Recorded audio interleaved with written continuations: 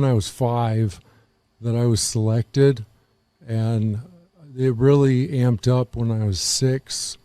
They have a trauma-based mind control programming facility in Disneyland down in Southern California. And it's a place that no one would ever think to even look. Disneyland? Yeah, Disneyland. It's Yes, the snowflake has melted, but there is no cause for alarm. You are back on visual and returning to your normal size. This has been one of many exciting adventures through inner space. And then at some point in this ride, it was towards the end, it just stopped. The rides were always breaking down, Jason. That was a very common thing, is they would break down, and that's when the programming would begin. That's when they could take you off of a ride, is when the programming specifically. Can you give us an example of that? Yeah, one example is Alice in Wonderland. That's an easy one. There was the figure of Alice there at Disneyland, and she's by the Cheshire Cat. The scene is right after the flowers. Flowers garden was right there. The flowers that wanted to pull out the weed. And then there's Alice, the statue of her, and she would be used as a trigger.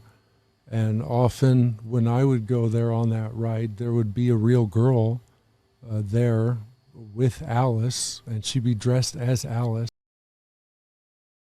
And then he said he had something in the box he wanted to show me. And he had this shoebox looking thing there. And he took the lid off. Well, he showed it to me, and he took the lid off. And inside of the box was a human hand. Hand. Yeah, hand. Yeah, it had been severed from the wrist, and I was a little kid.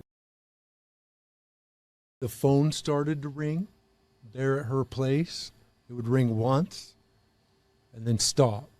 And then it'd ring again, and it'd ring twice, and then it would stop. And then it would ring 3 times.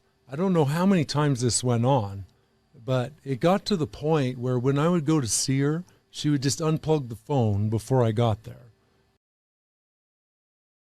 A picture of Charlie Pride that was signed by certain members of the band, but I'd always remembered it that he had never signed it. And I said to my wife, it's too bad Charlie never signed that, or it might be worth something. And she laughed at me and said, no, Charlie wasn't that good. Like, it wouldn't be worth that much. And were programs for self-elimination, like we talked about. My heart would stop. I was also programmed to kill myself with a handgun, and I had to deal with that programming. My uncle did that after the failed operation in Boise, actually. I have a memory of being at church, Boy Scout function, Cub Scout function. It was an award ceremony. I was really little. I believe I'd just been selected for the Central Intelligence Agency, their mind control program.